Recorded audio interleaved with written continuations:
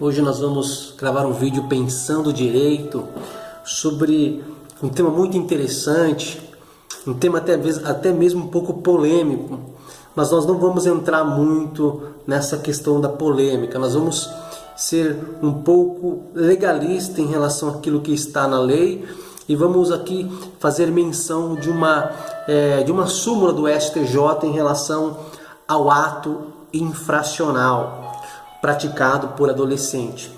E nós sabemos que existe a instituição da Fundação Casa. A Fundação Casa é uma instituição que, na verdade, ela é uma espécie, não pode se dizer assim, mas ela é uma espécie de prisão para menores infratores. E como o menor ele não pratica crime, mas ele pratica ato infracional, né? Ele pratica um ato infracional, você pega os tipos penais praticados pelo menor, e você não vai dizer que ele praticou um crime, você vai dizer que ele praticou um ato infracional. No entanto, eu quero dizer o que hoje nesse vídeo? Sobre as condições que a lei diz quando este adolescente ele vai ser conduzido, ele vai receber a medida socioeducativa de internação, ou seja, que é a sua privação de liberdade na Fundação Casa. O artigo 122 do Estatuto da Criança e do Adolescente, ele diz: a medida de internação só poderá ser aplicada quando tratar-se de ato infracional cometido mediante grave ameaça ou violência à pessoa.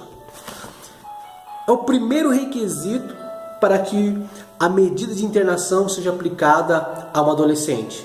Quando esse ato infracional ele seja análogo ao crime praticado com violência, com grave ameaça. Se o crime ele não foi praticado com grave ameaça ou com uma violência, ele não pode ser conduzido por lei, ele não pode receber por lei a medida socioeducativa de internação, ou seja, de privação de liberdade. Porque este ato infracional que leva o menor que pratica o ato infracional para a Fundação Casa, caso ele seja primário, ou seja, a primeira vez que ele está praticando o ato infracional, somente se for um crime com violência ou com grave ameaça. Crimes que não têm dentro da sua ação, da sua conduta, né, da sua vontade consciente, né, de sua ação, seu dolo, uma ameaça ou uma violência, a lei diz que este ato infracional não pode resultar em medida socioeducativa de internação. Esse é o primeiro requisito. O segundo requisito, o artigo 122, no seu inciso 2, vai dizer: por reiteração no cometimento de outras infrações graves.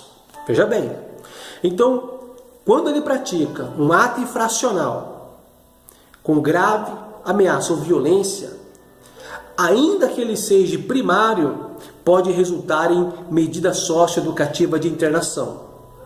No entanto, se ele não praticou um ato infracional, que não esteja dentro desse ato infracional violência ou grave ameaça, não é cabível a medida socioeducativa de internação, de privação de liberdade. Para que ele receba esta medida socioeducativa de internação, quando o ato infracional não seja com crime de violência ou grave ameaça, ele precisa ser reincidente.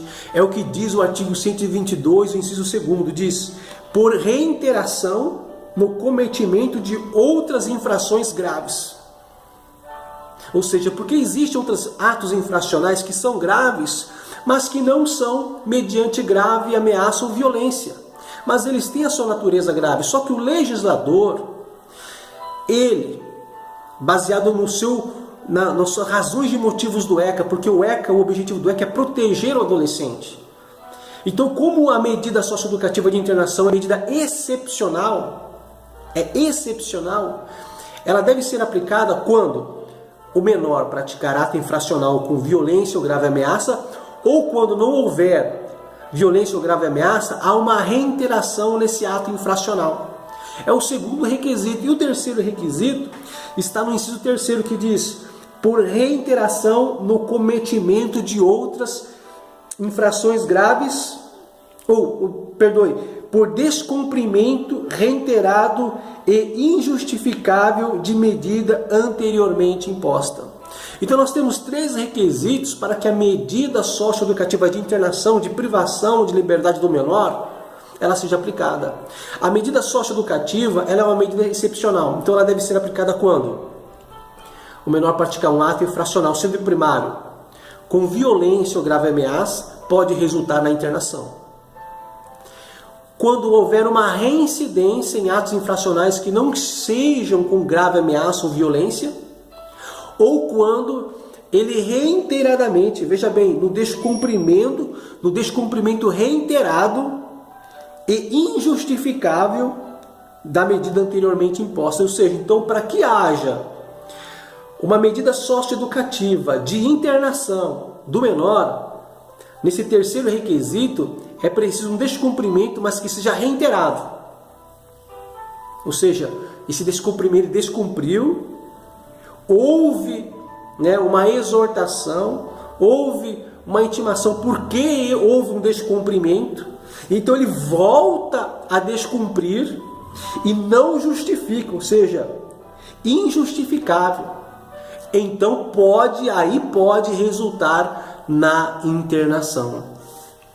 Mas você pode estar pensando, como eu pensei, ora, se para que o jovem, o menor, que pratica um ato infracional, ele possa ser conduzido para a Fundação Casa como uma medida socioeducativa de internação, que é uma medida excepcional, tem que ser um ato infracional, primeiramente, que seja com grave ameaça, que possa resultar, na primeira vez que ele pratica o ato infracional, ele ser conduzido para a Fundação Casa.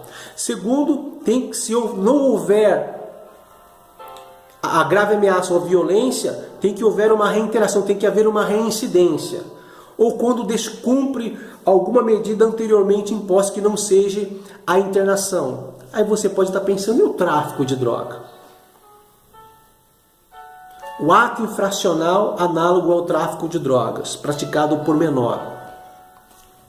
A lei é clara, a lei é bem objetiva, ela não precisa de muita coisa para você entender que o legislador, o objetivo do ECA é proteger, é resgatar o adolescente, é dar proteção ao menor. E a internação, a privação da liberdade é uma medida excepcional. É a última ratio, é a última razão, quando não houver mais recursos. Então se aplica a medida socioeducativa. E olha só o que o Superior Tribunal de Justiça, percebendo que havia um abuso de delegados e juízes, que menores, quando praticavam um ato infracional análogo ao tráfico de droga, de imediato já eram conduzidos para a Fundação Casa, com medida socioeducativa de internação. Eles colocaram uma súmula que diz: o ato infracional, a súmula 492, análogo ao tráfico de droga por si só, não conduz obrigatoriamente à imposição de medida socioeducativa de internação do adolescente. Ou seja, para que um adolescente que pratique o tráfico de droga, o ato infracional análogo ao tráfico de droga, possa ser conduzido para a Fundação Casa, como medida socioeducativa de internação, que é uma medida excepcional, por tráfico de droga, precisa haver outros elementos. Quais elementos sejam esses? Que correspondem com grave ameaça e violência, ou seja, adolescentes que estão praticando tráfico de droga e estão portando armas, que presume-se aí a violência, mas não necessariamente que deva ser.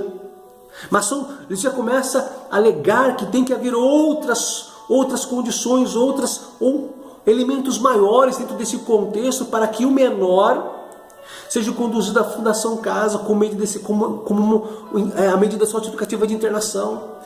Eu fico observando as interpretações que o delegado dá, mas é para proteger o menor, proteger uma ova. É uma interpretação distorcida da lei, é uma interpretação distorcida da jurisprudência. A Fundação Casa, a medida socioeducativa de internação, ela é uma medida excepcional e é para casos graves de violência. Não para o menor que estava com uma bolsinha de maconha, 5 gramas de pó.